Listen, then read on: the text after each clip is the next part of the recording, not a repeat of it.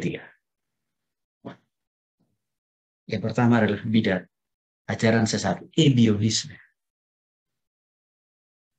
Sebenarnya bidat ini muncul pada abad kedua, kira-kira tahun 107 Masehi. Pendirinya adalah Ebion.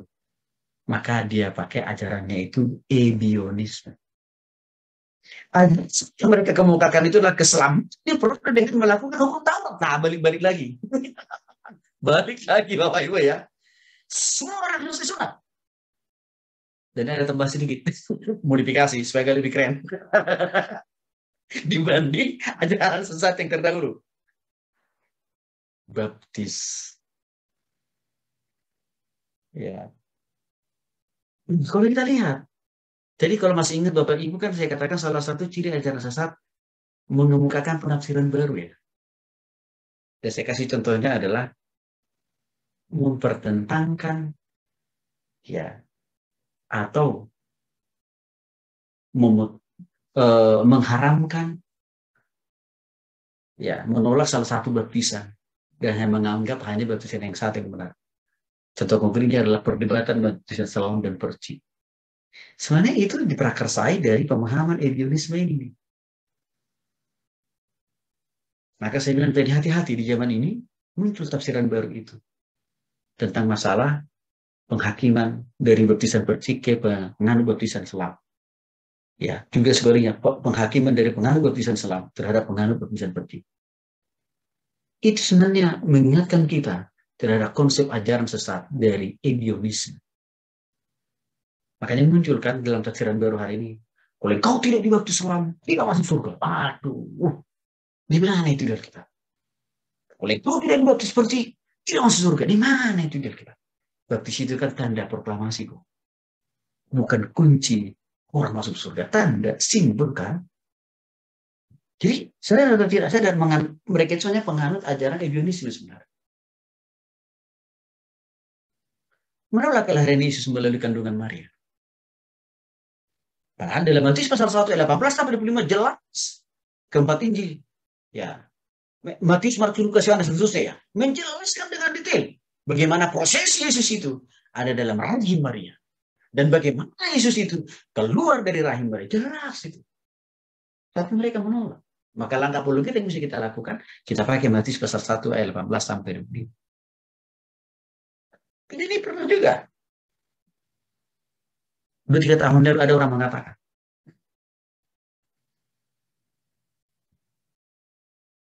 kalau Yesus itu lahir dari rahim Maria, siapa bidannya? Kan gitu. Kan? Siapa kandungannya? Kan gitu. Nah, orang itu penganut ebionisme. Gitu. Ya, kita udah tahu lah itu Bapak Ibu ya. Kita mengatakan manusia Yesus hanyalah manusia biasa dan hanya salah satu malaikat. Ini mereka dengar Yesus itu tuh. Udah menolak menjadi Tuhan. Lalu mereka katakan dia hanyalah malaikat. Berarti artinya apa? Yesus itu ciptaan kan Bapak Ibu. Itu salah. Filipi pasal 2 mengklarifikasi itu. Yesus itu bukan malaikat, Yesus itu Tuhan dan Allah. 100%. Dia tidak dicipta, dia tidak dibuat karena dia adalah pencipta.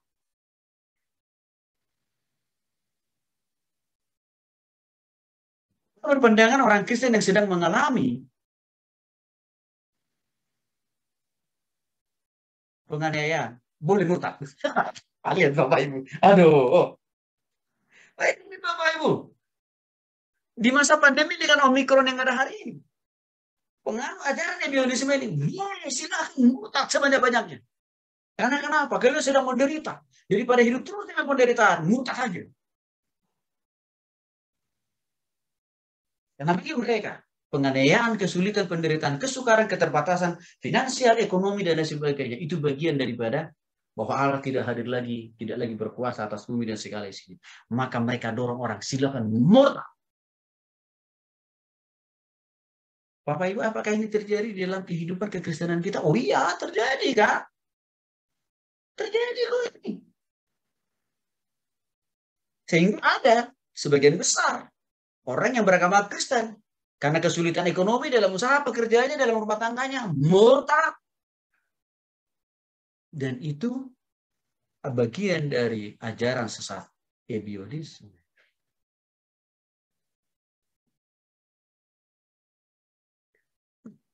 Matius pasal 22 ayat 37 sampai 38. Jelas sekali menolak dalam kesukaran, dalam kesulitan sekalipun. Jangan terlalu dini kita menyimpulkan Tuhan tidak lagi punya kuasa mengendalikan bumi dan segala isinya. Jangan terlalu dini kita berkesimpulan Tuhan sudah tidak lagi sayang sama saya, enggak. Karena Ibrani pasal 13 ayat 5 bagian B dikatakan, aku sekali-kali tidak pernah meninggalkan engkau, dan aku sekali-kali tidak akan pernah membiarkan engkau. Itu jelas dalam Ibrani. Dijelaskan. Artinya apa? Kesulitan, kesusahan, penderitaan bukan jalan buat kita untuk murtad. Enggak. Tapi ini kenyataannya kan ada memang. Artinya apa? Secara tidak langsung, ajaran ebionisme ini ada sebagian yang mempercayainya juga. Yang kedua adalah Marcionisme. Ini muncul abad kedua. Pemimpinnya itu adalah Marcion. Dia ini memang orang kaya raya. Karena kebetulan dia punya bisnis di bidang perusahaan kapal. Ajaran sesat yang disampaikan, yang dibuat, yang disebarkan oleh mereka ini adalah Allah dalam PL kurang mampu, kurang mulia, dan terbatas. Tapi kan bisa kita berapologia dengan menjelaskan Keluaran pasal 3 ayat 13 sampai 15 dan juga Keluaran pasal 6 ayat 1 sampai 8. Artinya apa? Kuasaan di PL saja dulu, sekarang, sampai selama-lamanya, dan juga sama dengan Allah di dalam perjanjian baru. Adakah konsep ini diadopsi oleh sebagian pengajar sesat di zaman ini? Oh, ada Bapak Ibu, ada. Siapa mereka yang mengatakan PL itu nggak guna? PL itu bukan firman Tuhan. Yang firman Tuhan itu hanya BB. Nah, itu tuh. Dia masuk di dalam pemikiran Marcionisme semua. Bahkan ada yang mereka mengatakan, Allah di dalam PL beda dengan Allah dalam perjanjian baru. Hati-hati. Kesannya sederhana, tapi itu bagian daripada ajaran sesat yang dibangun dan dikembangkan oleh Marcionisme. Ini bukan Allah. Bahkan keberadaan Allah bertolak belakang dengan Yesus. Kolose pasal 1 15 sampai 20 mengklarifikasi. Yesus itu tidak pernah bermusuhan dengan Allah. Yesus ini tidak pernah berantem dengan Allah. Yesus itu tidak pernah bertolak belakang sifat dan karakternya. Tapi Yesus dan Allah itu 100% memiliki sifat dan karakter dan juga kuasa yang sama. Konsep ini juga ada diadopsi oleh sebagian pengajar sesat di zaman ini. Dengan apa? Nama Yesus, dia itu menganut ajaran sesat Marcionisme.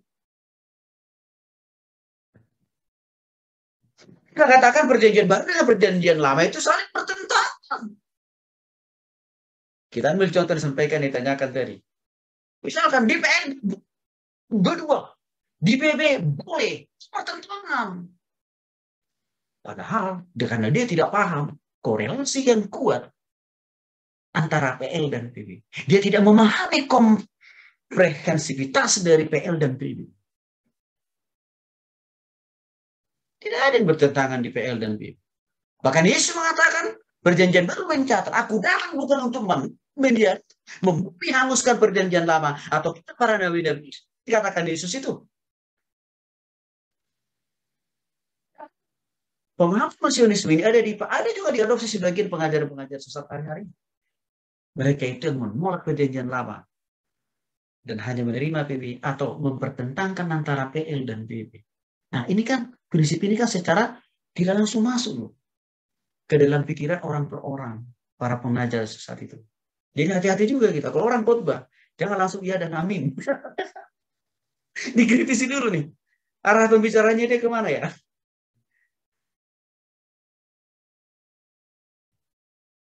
keselamatan diperoleh melalui penyangkalan diri dan menyiksa diri. Lagi-lagi sedikit agak dimodifikasi dengan ajaran sesat yang sebelumnya tadi. Jadi kadang-kadang ada kesamaan, tapi kadang-kadang mereka ada pemikiran sendiri. Supaya agak kelihatan keren mungkin, Pak, Bapak Ibu. Kan gitu. Ya. Bahkan di sini lebih parah lagi. Ya. Berkontradiksi ajarannya. Di sisi lain mereka katakan, supaya diselamatkan itu dikatakan di sini, ya, mereka harus menyangkal diri. Tapi di sisi lain, mereka katakan harus menyiksa diri. Enggak konsisten kan? Menyangkal diri, tapi sisi lain menyiksa diri, tapi sisi lain mengkonsumsi miras. Gimana itu? Ya kalau mau diselamatkan dengan menyangkal diri, menahan hawa nafsu, ya jangan dorong orang dong untuk mengkonsumsi miras dan melakukan seks bebas kan? Tapi ini justru kontradiksi ajaran. Ya namanya juga ajaran sesat. Apa pemahaman ini ada di zaman perkembangan ajaran sesat hari ini, ada yang melegalkan perzinahan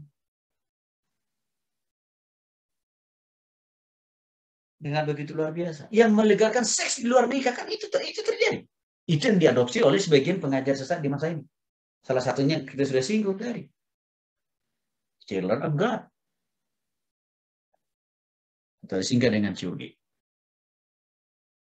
Ya, tidak percaya pada kebangkitan. Ya. Dan kedatangan Kristus kedua kali. Nggak percaya mereka. Ini sama dengan orang Saduki. Yang juga tidak percaya pada kebangkitan. Kan Bapak Ibu? Jadi sama konsep pemahaman bahasa Indonesia ini dengan orang Saduki. Dan juga menyangkal kedatangan Yesus yang kedua kali. Sama seperti konsep Saksi Yehova. Jadi kalau kita lihat sebenarnya, namanya betul, agak berbeda di zaman ini. Tapi prinsip ajarannya tidak jauh berbeda dengan bidat-bidat yang sudah lebih terdahulu. Bidat yang berikutnya itu, Bapak Ibu, yaitu Nazarenes. Ajaran sesat mereka itu dan langkah-langkah apologet yang bisa kita lakukan adalah mereka menolak keilahian Yesus Kristus. Nah, langkah apologet yang bisa kita lakukan apa? Kisah para 10 ayat 36. Mereka mengatakan keselamatan hanya di dalam dapatkan hanya dengan menaati hukum Taurat. Lagi-lagi balik ke pemahaman bidat abad pertama itu. Roma 3:20. Jelas sekali dikatakan. Ya, hukum Taurat itu nggak bisa menyelamatkan kita. Sehebat apapun bisa menghafal di luar kepala, bahkan menaati 100% nggak bisa menyelamatkan. Maka mereka katakan sunat menjadi jalan untuk mendapatkan hidup kekal. Tapi Galatia, surah Galatia menjelaskan, Bapak Ibu, sunat juga tidak menjamin orang masuk surga. Dan juga dalam Roma 3:30. Nah, jadi ya terjadi pengulangan ajaran yang sesat dari ajaran-ajaran sesat yang terdahulu. Yang keempat adalah Montanisme. Montanisme ajaran sesat yang mereka lahirkan dan mereka kembangkan. Dan juga langkah-langkah apologet yang bisa kita lakukan adalah mereka katakan mengharuskan jemaat harus bisa berbahasa roh. Nah ini saya katakan Bapak Ibu ya. Jadi gereja-gereja hari ini nih, ya kalau memegang teguh tentang bahasa lidah atau bahasa roh, sebagai bukti orang sudah bertobat, sebagai bukti orang itu pasti masuk surga. Dia itu sebenarnya mewarisi, mengembangkan kembali ajaran sesat montanisme. Jelas itu Korintus pasal 12 ayat 1 sampai 11, 1 Korintus pasal 14 ayat 22 jelas sekali. Karunia bahasa roh itu bukan tanda orang itu sudah bertobat. Karunia bahasa roh, bahasa lidah bukan tanda bahwa orang itu sudah pasti masuk surga, enggak lah. Itu hanya salah satu bagian kecil dari karunia. Bahkan untuk karunia yang satu ini pun juga ada persyaratan yang harus dipenuhi. Kalau mau memakainya, tidak seenaknya untuk memakai. Maka sangat disayangkan kalau ada orang Kristen yang dia tahu hanya cuma satu ayat, lalu dia udah berani bangun doktrin, lalu mengajarkan kepada jemaatnya, wah hampir bahasa roh, tanda sudah bertobat. Jadi lihat dong. Karena dia bahasa roh itu bukan hanya dibangun atas dasar satu ayat loh, tapi dibangun melalui pasal demi pasal, ayat demi ayat yang lain. Nah, inilah tantangan persoalan hari-hari ini. Menerima seluruh jilid Alkitab, termasuk kitab-kitab yang dibuat ajaran sesat. Misalkan buku karangan Montanus, Saksi Yehova, buku karangan Mengaping si Buaya. Tadi ada gambar buku-buku kitab-kitab suci ya Bapak Ibu yang saya gambarkan di sesi pertama tadi. Mereka menerima Alkitab yang kita punya. Tapi mereka bilang, kitab kami juga yang dibuat oleh pemimpin saya, ya harus kita terima juga. Ini kompromistis Bapak Ibu. Jadi sebenarnya ini hanya mengelabui, ya hanya taktik aja sebenarnya, supaya nggak terlalu kelihatan perbedaan yang signifikan antara ajaran sesatnya dengan ajaran yang ada dalam kita. Maka mereka katakan, nggak apa-apa kita terima kok Alkitab yang dimiliki oleh orang kita secara umum. Tapi kitab kami juga kami amini loh, kami jadikan juga menjadi sumber pengajaran. Nah, ini kacau kan? Wahyu pasal 22 jelas. Tidak ada Alkitab lain selain daripada Alkitab yang sudah kita punya hari ini. Nggak ada. Itu langkah apologet yang bisa kita lakukan untuk melawan pemahaman atau ajaran ini, Bapak Ibu. Mereka gemar menubuatkan kedatangan Tuhan Yesus yang kedua kali. Jadi kita sudah bahasnya jelas, kalau kedatangan Tuhan Yesus yang kedua kali, nggak usah diramal-ramal lah. Nggak usah ditebak-tebak juga lah. Yesus pasti akan datang kok. Yang penting bagaimana, apakah kita sudah sungguh-sungguh siap? Kan itu yang perlu dipahami oleh orang Kristen. Hari-hari ini kita banyak mendengar nubuatan-nubuatan di YouTube. Aduh, saya ini dibuatkan Tuhan ini. Aduh, tak pikir-pikir ini. Nggak kapok-kapok juga. Tapi memang sih lagi-lagi saya langsung ingat ke firman Tuhan, saya bertobat. Ini kan memang kan benar kita apa ya, betul juga sih. Yang penting kita kuat iman kita Bapak Ibu ya. Ini serius selama. Kalau pasal 2 langkah apologetnya, ya bahwa menyiksa diri bukan untuk mendapatkan pengampunan dosa di kota.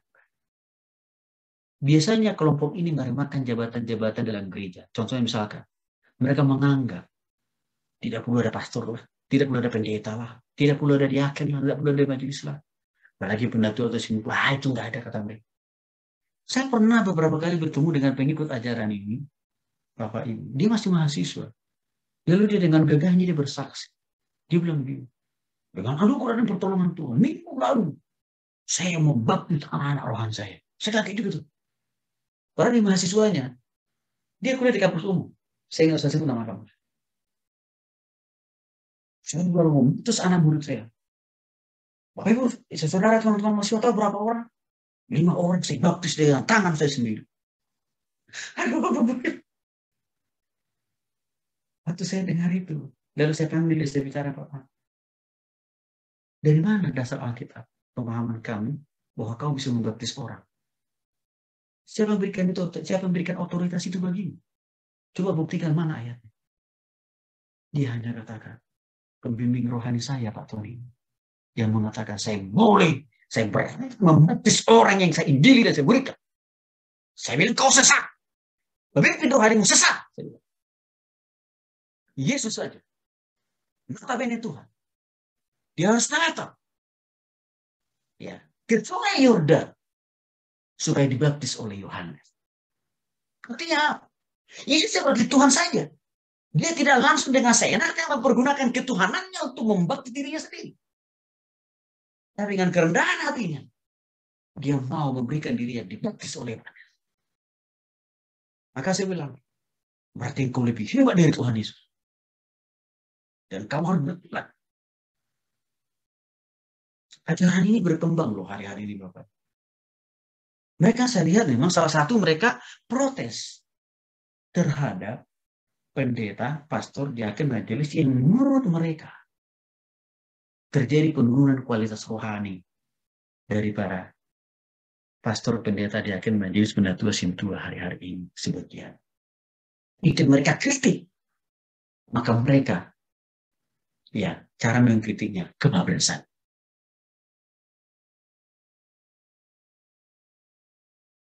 Itu saya jumpai, Bapak. Saya jumpai. Ya, jadi kelompok ini ada kok. Tapi namanya, mereka tidak mengatakan gereja kami, gereja Montanisme. Enggak. Ajarannya mengadopsi ajaran Montanisme. Tetapi nama gerejanya, mereka formulasi dengan nama-nama yang berbeda. Yang lebih kekinian.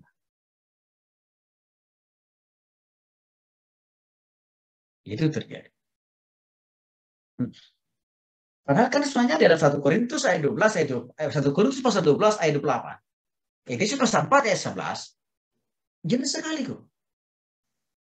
Ya, bahwa bahkan punya panggilan khusus untuk mereka-mereka yang menjadi pastor atau pendeta atau bahkan secara menjadi diaken majelis pendatua sentuhan jelas di dalam 1 Timotius 3 ayat 8 sampai 13. Jelas sekali di sana. Dan juga apa? Syarat-syarat jadi majelis jelas ditulis dalam 1 Timotius 3 ayat 1 sampai 7. Tapi lagi-lagi Bapak Ibu, karena nggak apa-apa Alkitab seenaknya. Membuat ajaran baru, lalu mempraktekkan yang bukan haknya. Nah, ini tantangan gereja. Dan tidak bisa hanya bersalahkan jemaat kalau mengikuti cara yang salah. Ya gereja bertanggung jawab. Yang keenam, non fasionosne. Ajaran sesat yang mereka bangun dan mereka kembangkan itu, dan sekaligus kita lihat langkah-langkah peluit yang mesti kita lakukan. Menolak pertobatan orang-orang yang pernah berbuat jahat. Nah, padahal Yesus katakan, dia datang bukan untuk orang suci, tapi untuk orang berdosa kan Bapak Ibu. Terbalik kan dengan Alkitab. Ya. Orang yang bertobat itu bisa bertobat karena awalnya mereka belum bertobat kan? Karena awalnya mereka masih jahat. Jadi nggak konsisten juga logika berpikir yang mereka bangun sebenarnya. Ya, tidak memberikan kesempatan orang yang murtad, artinya orang yang belum sungguh-sungguh bertobat atau lahir baru. Tapi mari kita komparasikan dengan kisah Petrus. Petrus kan menyangkal Yesus 3 kali, Bapak Ibu ya. Coba. Maka Petrus langsung dibuang oleh Yesus. Disingkirkan, ditentang oleh Yesus. Enggak kan? Artinya apa? Saya lihat orang yang murtad itu hanya terjadi bagi orang yang belum sungguh-sungguh bertobat. Tapi tidak akan mungkin orang yang sudah sungguh-sungguh bertobat murtad. Nggak mungkin. Maka kalau saya lihat, kemurtadan yang terjadi hari-hari ini, itu bukan karena orang itu sudah sungguh-sungguh bertobat. Tapi hanya karena dia baru pada tataran, pada konteks menjadi penganut agama Protestan atau Katolik. Kalau masih di situ posisinya, memang dia berpotensi besar murtad. Maka saya melihat, untuk orang-orang yang seperti ini, masih adakah anugerah? Masih adakah kesempatan untuk bertobat? Ya masihlah. Karena dia hanya murtad dari status keberagamannya. Belum murtad dari pertobatannya kepada Kristus. Belum. Murtadnya itu baru dari status keberagamaannya, dari agama Kristen, ya, dari agama Kristen Protestan, dari agama Katolik, agama yang lain. Maka pertanyaannya, saudara kita yang murtad dari agamanya, dari agama Kristen, dari agama Protestan, dari agama Katoliknya, ke agama yang lain, masih boleh nggak? Masih punya kesempatan nggak mereka dikasih Tuhan untuk mendapatkan pengampunan dosa? Masih. Asal mereka mau dengar-dengar sama Tuhan.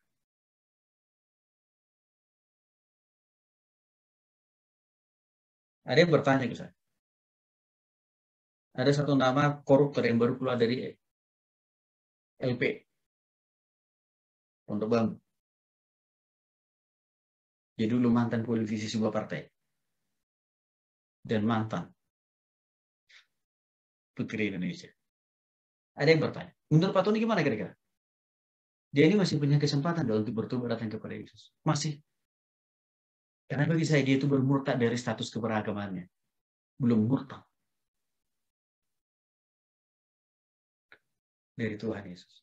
Maka seringkali saya katakan, memang kalau orang hanya sekedar menjadi penganut agama, Protestan sekalipun atau Katolik, berpotensi besar kok mereka ini murtad atau pindah agama. Bisa. Maka untuk itu Injil harus diberitakan kepada saudara kita itu. Nah, Bapak Ibu, ajaran yang lain mereka kembangkan, keselamatan hanya diberikan kepada orang yang tidak pernah berdosa. Loh, siapa itu orang yang tidak pernah berdosa? Adam dan Hawa aja kakek nenek moyang kita berdosa kok. Roma pasal 3 mengatakan semua orang telah berjatuh ke dalam dosa dan telah kehilangan kemuliaan Allah. Lalu siapa dong yang selamat? Yang tidak dong. Maka konsep pengajaran mereka ini sangat menyesatkan. Semua orang di dunia ini sudah berdosa, itu fakta. Tapi demikian, Tuhan tetap membuka tangannya untuk berikan pengampunan dosa dan hidup kekal bagi orang yang merespon anugerah